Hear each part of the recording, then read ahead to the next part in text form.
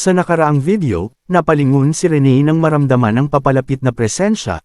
Si Juan pala iyon, handang umatake gamit ang kanyang gauntlet. Walang pag-aatubili, agad umatake si Juan at pinabagsak si Rene sa isang iglap. Tumindig si Juan na parang wala lang ang nangyari, at namangha si Storman sa lakas nito. Sa isip niya, wala na siyang duda sa kakayahan ni Juan. Samantala, si Ethel Brias ay nakatuon pa rin sa misyon, ang matiyak ang kanilang ligtas na pagbabalik. Naniniwala siyang maa-activate ng maayos ang temporary hub at makakasama nilang muli si Storman at Juan. Buo ang kumpiyansa ni Ethel Brias na wala ng ibang balakid, at kahit pa nakilala ni Rene ang homunculus, hinding-hindi ito malalaman ng mga mamamayan ng Empire. Habang iniisip niya ang progreso ng kanilang plano, bigla niyang narinig ang boses ni Swallow, nagtatanong tungkol sa mga nangyari pagkatapos ng lahat. Ang takot na dulot ng presensya ni Swallow ay naging dahilan para matamba si Ethel Brias, kahit isa lang itong ilusyon.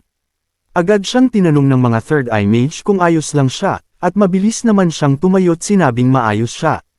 Nagtanong siya kung gaano pa katagal bago mag-activate ang hub, at ang sagot ng Third Eye ay 3 minuto na lang.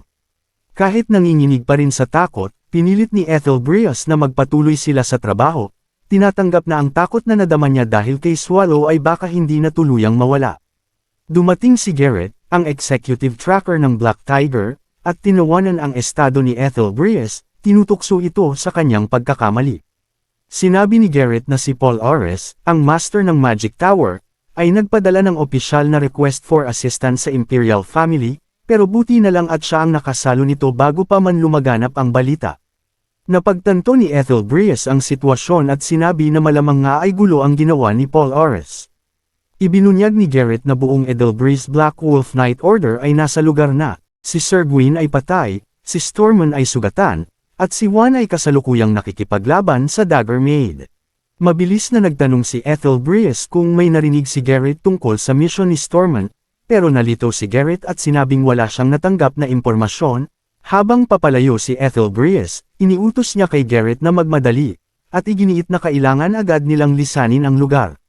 Nagulat si Garrett at nagtanong kung saan sila pupunta. Habang tagaktak ang pawis ni Ethel Brias, sumagot siya na kailangan nilang umalis agad. Samantala, ginamit ni Mels ang isang detection spell para hanapin ang kinaroroonan ng grupo. Sinabi niya kay Swallow na natagpuan na niya ang mga ito. Ngumiti si Swallow at inihanda na ang susunod na hakbang. Sa teleportation hub, matapos mapuruhan ni Juan si Rene, tumayo pa rin ito at masamang tumingin sa Black Wolf Knight Order. Binalaan ni Storman ang grupo na hindi nila ito kayang labanan. Ngunit may isa sa mga knight ang kumontra, sinasabing dahil kumpleto na sila at nariyan si Juan, kayang-kaya na nila ang halimaw na gaya ni Rene. Ngunit pa isang sinabi ni Storman na dapat sundin ang utos ng kapitan at umatras agad. May sumigaw para paatrasan si Juan, ngunit matatag ang loob nito at sinabing kaya niyang talunin si Rene kung bibigyan pa siya ng kaunting oras.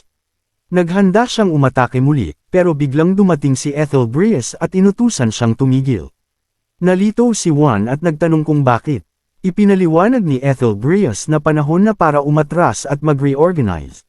Tutol si Juan at sinabing ito ang perpektong pagkakataon para patumbahin si Rene, ang tagapagtanggol ng Primordial Core. Sumang-ayon si Ethel Brias na tama ito, ngunit hindi raw ito ang tamang oras para umatake. Tiniyak niya na magkakaroon pa ng isa pang pagkakataon. Matapos ang ilang sandali ng pag-aalinlangan, napilitan si Juan na sumunod, bagaman halatang nadismaya siya. Inutusan ni Ethel Brias ang kanyang grupo na tumuloy na sa temporary hub, pero hinaranggan sila ng weapon ni Rene. Habang papalapit ito, sinabi ni Rene na wala sa kanila ang makakaalis. Ipinahayag niyang si Mr. Swallow ang nagpadala sa kanya, at ipinagkatiwala sa kanyang pigilan sila. Pinagmasdan niya si Ethel Brias at inisip na siya siguro ang leader ng grupo, bagay na posibleng magpulala sa sitwasyon. Humakbang si Juan papalapit kay Ethel Brias at inutusan si Garrett na i-teleport si Ethel habang siya na ang baalang humarap kay Rene. Tiningnan ni Rene si Juan at inamin ang lakas nito, sa kabila ng dami ng A-class raid parties na nalabanan niya. Ngayon lang daw siya nakaharap ng tao na kayang magpakawala ng ganoong uri ng enerhiya. Idineklara niya na papatayin niya si Juan muna. Tumawa si Juan at tinanong kung ang halimaw na gaya niya ba ay may pangalan, lalong ikinagalit ito ni Rene. Habang sinusubukan siyang pigilan ni Ethel Brias, galit na galit si Rene at sumigaw, sinabing nilapastangan ni Juan ang pangalang ibinigay sa kanya ni Mr. Swallow. Sa sandaling iyon, lumitaw ang maraming paro-paro sa paligid, hudyat ng isang magic spell. Nakilala ni Garrett ang spell at agad na nagbigay ng babala. Kasabay nito, narinig ang tinig ni Swallow sa buong battlefield. Ipinahayag niyang dumating siya para hanapin si Rene. Nagulat si Ethel Brias nang makita si Swallow, ang sinaunang halimaw. Napansin ni Swallow si Ethel Brias at sinabing nakakagulat na magkita silang muli. Sa kabila ng ikli ng buhay ng tao, nakatuwa raw na sa dinami-dami ng tao sa Empire, sila pa ang muling nagkita. Napagtanto ni Ethel Brias na kung dumating si Swallow para mag-imbestiga at hindi para sirain agad ang lungsod, siguradong may dahilan ito. Bilang respeto, lumuhad si Ethel Brias at nagpakilala, sinabing karangalan niyang maalala siya. Ngunit malamig ang tugon ni Swallow, sinabing siguradong may kinalaman si Ethel Brias sa nangyayari. Mariing tinanggi ni Ethel Brias ang paratang, at sinabing wala silang kinalaman sa insidente. Alam ni Swallow na may koneksyon sila sa Imperial Capital, kaya muling iginiit ang tanong. Sumagot si Ethel Brias na naroon lang sila para ayusin ang problema, at handa silang makipagtulungan kung nais ni Swallow hanapin ang tunay na may sala. Ngunit tila wala ng interes si Swallow at tumalikod na, sinabing umalis na sila ni Rene dahil pagod na siya. Sumang-ayon si Rene kaagad. Biglang nagtaka si Swallow nang mapansing duguan si Rene. Samantalang si Ethel Brias, basang-basa sa pawis, ay tahimik na nagtatanong sa sarili kung nagtagumpay nga ba ang plano niya. Habang papalayo si Swallow, ngumiti si Ethel Brias, tila naniniwalang naging matagumpay ang kanyang estratehiya. Ngunit laking gulat niya nang biglang lumapit si Swallow sa kanya at bamulong malapit sa kanyang tainga, tinatanong kung bakit siya nakangiti. Gulat na gulat si Ethel Brias at napaupo sa takot, iniisip kung paano nakalapit si Swallow nang hindi niya namamalayan. Habang unti-unti siyang lumalapit na may nakakakilabot na presensya, matapos niyang ilabas ang bahagi ng kanyang kapangyarihan, tinanong ni Swallow si Ethel Brias kung talaga bang iniisip nitong palalampasan lang niya ang nangyaring ito. Habang nasasaksihan ng Black Wolf Night Order ang matinding kapangyarihan ni Swallow, unti-unti silang kinakain ng kaba. Nakita ni Juan na nababalot si Ethel Brias ng itim na usok ni Swallow kaya agad siyang tumakbo para iligtas ito. Habang nakatingin kay Ethel Brias, pinaalalahanan siya ni Swallow tungkol sa utang na loob nito sa nangyari sa Reyes, pero tinuwanan lang niya ang kasalukuyang sitwasyon habang tinuturo si Ethel Brias na pawis na. Pawis sa ilalim ng mabigat na presensya ni Swallow. Sa gitna ng tensyon, ilang palaso ang pinakawala ng isa sa mga miyembro ng Black Wolf Night Order papunta kay Swallow. Madali itong naipagsawalang bahala ni Swallow. Sumigaw ang Archer kay Juan para simulan ang plano. Sinamantala ni Juan ang pagkakataon, sinunggaban si Ethel Brias at mabilis na tumakas mula sa pagkakahawak ni Swallow. Agad namang inutusan ni Garrett ang mga knight na protektahan sina Juan at Ethel Brias. Sunod-sunod na atake ang pinakawala ng mga knight kay Swallow, tumama ang mga ito at lumikha ng napakalakas na pagsabog. Pero kahit sa gitna ng pagsabog, walang bakas ng takot o pinsala kay Swallow, bagkus, halatang inis siya sa panggugulo. Habang bitbit ni Juan si Ethel Brias palayo, mula sa ulap ng alikabok ay lumabas ang kamay ni Swallow at inatake sila, naiinis sa patuloy nilang pagtakas. Sumigaw ng babala si Ethel Brias, alam niyang hindi nila maiiwasan ang atake. Sa huling sandali, isang archer ng Black Wolf Night Order ang tumalon sa harap para saluhin ang atake. Tinamaan ang archer, pero sa huling hininga niya, napangiti siya at sinabing, mukhang ako ang nauna ngayon, Lady Juan, bago bumagsak. Gulat at puno ng hinanakit si Juan, handa na siyang lumaban kay Swallow. Pero pinigilan siya ni Ethel Brias, hinawakan siya at pinakiusapang huwag ituloy. Naguguluhan at galit si Juan, nagtatanong kung bakit siya pinipigilan. Samantala, mula sa di kalayuan, napansin ni Garrett ang tensyon at naisip na kailangan niyang gamitin ang teleportation magic para maiwasan ang direktang sagupaan ni Juan at Swallow. Pero ang itim na mana sa paligid ay halos sumasakal na sa kanila, pinapahirap ang paghinga at bumabagal ang lahat. Nakakagulo rin ito sa pagkalkula ng teleportation coordinates. Alam ni Garrett na kailangan nilang bumili ng oras. Tinawag niya si Aner, at sumagot ito, agad na tumakbo papunta kay Swallow. Habang papalapit, nakita ni Aner na naghahanda si Swallow na magpakawalan ng Dark Spears. Alam niyang kailangan niyang hadlangan ang energy ni Swallow para makapag-focus si Garrett sa spell. Ipinatawag niya ang kanyang kalasag, ang Walled Heart, isa sa 36 na obra maestra. Ngunit bago pa niya ito ma-activate, naputol ang kanyang braso matapos siyang biglaang atakihin ni Renee.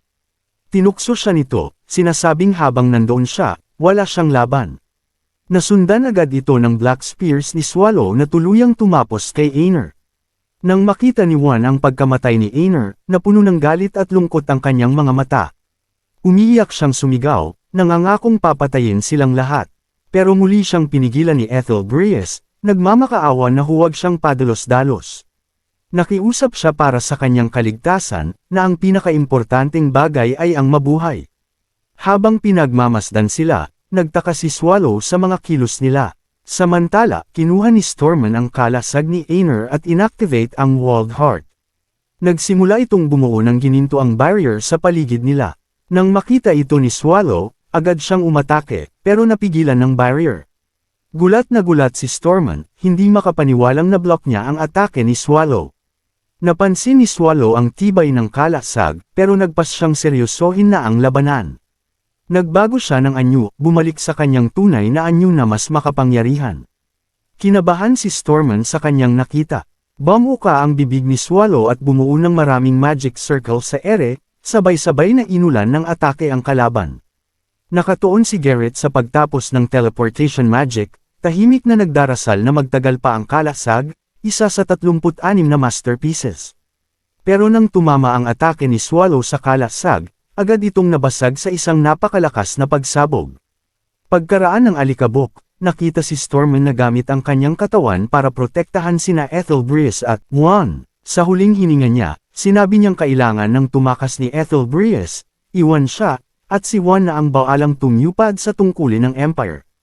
Umiiyak si Juan, tinawag siyang grandfather, pero pinakalma siya ni Storman, isang karangalan daw na maging tagapagtanggol niya. Dahil buhay pa sina Ethel Brias at Juan, nagulat si Swallow. Tumayo si Juan, puno ng determinasyon, at humakbang papunta kay Swallow. Pinilit siyang pigilan ni Ethel Brias, sinasabing wala siyang laban. Pero buong paninindigan niyang sinabi na hindi iyon mahalaga, dahil siya ay isang bayani, isang tagapagtanggol ng lahat. Pagkatapos ng labanan, maingat na pinulot ni Renee ang mga pira-pirasong asul na kristal na nabasag habang naglalaban. Nilagay niya ito kasama ng iba pang mahahalagang bagay sa isang karwahe habang naghahanda silang bumalik sa kanilang dungeon. Habang tinatitigan ng mga kristal, sinabi ni Renee kay Swallow na napakakinang at napakaganda ng mga ito. Sumagot si Swallow ng isang walang pakialam na, habang si Renee naman ay nagmuni-muni tungkol sa naging resulta ng misyon. Sinabi niyang kahit hindi ang kristal ang pangunahing layunin nila, marami pa rin silang nakuhang pakinabang. Sumang-ayon si Swallow, binanggit niyang maayos naman ang kinalabasan ng laban. Ipinaliwanag niyang pinalaya niya ang isang golem sa nayon upang subukan ang destructive potential nito. Natupad naman daw ang layunin bago ito maubusan ng mana, at iminungkahi niyang i-recharge ito pagbalik nila. Biniro siya ni Renee na mas matagal kaysa dati bago niya ipinakita ang kanyang tunay na ugali sa misyon na ito. Umiling lang si Swallow sa komento niya. Ipinapakitang kalkulado ang lahat ng kilos niya. Habang pwede niyang patayin agad ang mga kalaban, sinadya niyang patagilan ang paghihirap nila. Para sa kanya, hindi karapat-dapat ang mabilis na kamatayan sa mga gumawa sa kanya ng abala. Nagpalit ng eksena sa isang libingan, kung saan nakatayo si Juan na tahimik na nag-aalay ng asul na bulaklak sa puntod ng kanyang mga kasamahang nasawi sa parehong laban.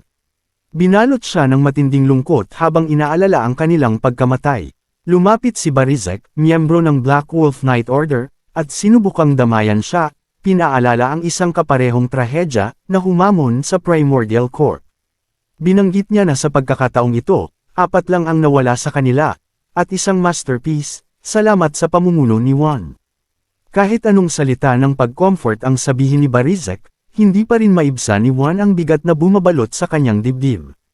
Pumikit siya, at inamin na naiintindihan niya ang sinasabi nito pero hindi niya maiwasang maramdaman na nabigo siya. Lumapit si Garrett, pinuri ang ganda ng bulaklak, at sinabing tiyak na pinasasalamatan siya ng kanyang mga kasamahan. Pero mariing tumanggi si Juan, kumbinsido na galit sa kanya ang mga ito. Iniyakan niya ang kanyang mga pagkukulang, ang hindi niya pagdating sa oras, ang kahinaan niya, at ang kabiguan niyang talunin si Renee, patayin si Swallow, at iligtas ang lahat. Habang lumalala ang kanyang dalamhati, napahagulgol siya, punong-puno ng galit at guilt. Lumapit si Garrett at niyakap siya, nagbibigay ng lakas ng loob. Sinabi nitong darating ang araw na magiging sapat ang lakas ni Juan para talunin si Swallow, at lahat sila ay lumalaban para sa araw na iyon. Hinikayat siya ni Garrett na magpatuloy at iwan na ang nakaraan. Patuloy pa ring umiiyak si Juan, pero kahit paano ay nabawasan ang sakit na nararamdaman niya dahil sa suporta ni Garrett. Lumipat ang eksena sa isang madilim na silid kung saan mag-isang nakaupo si Ethel Brias, tahimik na nag-iisip. Nababagabag siya sa kanyang pagkakaligtas, bakit siya pinaligtas ni Swallow. Inalala niya ang eksaktong sandaling iyon, ang pag-intervene ni Juan, ang teleportation magic. At ang mga mahiwagang sinabi ni Swallow. Hindi siya matahimik sa posibilidad na sinadya ni Swallow ang lahat, na may dahilan kung bakit siya pinabuhay. Pero dahil alam niyang may mga matang nakamasid, pinili ni Ethel Brias na mag-ingat. Tumutok muna siya sa mga ulat, ipinagpaliban ang kanyang personal na investigasyon. Nanghihinayang siya na hindi siya nakadalo sa libing ng kanyang mga nasawing tauhan, mabigat ito sa kanyang konsensya. Habang papalapit siya sa kanyang mesa, may hawak na candle stand, bigla siyang tinamaan ng matinding sakit sa ulo. Parang sasabog ang utak niya, at nabulag ang paningin niya. Nabigla siya, pagod lang ba ito? Pero napakalakas ng sakit. Nang tumingin siya sa salamin, nagimbal siya, ang mga mata ni Swallow ang nakikita niya sa sariling refleksyon. Natakot siya, nabitawan ang candle stand, at nawalan ng malay. Maya-maya pa, natagpuan siya ni Garrett at agad siyang ginising, halatang nag-aalala. Nanghihina pa si Ethel Brias, kaya tinanong niya kung gaano siya katagal nawala sa ulirat, doon niya napansin na dumudugo siya. Agad namang tumawag ng medic si Garrett. Habang ginagamot siya, pinagtatagpi-tagpi ni Ethel Brias ang katotohanan, hindi siya pinabayaan ni Swallow dahil sa awa, sinadya talaga ito. Naalala niya ang sinabi ni Swallow noong laban, na may 6 na buwan na lang siyang natitira. Maraming salamat sa panunood. Kung nagustuhan mo ang video, huwag kalimutang mag-like, mag-subscribe, at i-click ang bell icon para updated ka sa mga bagong kwento.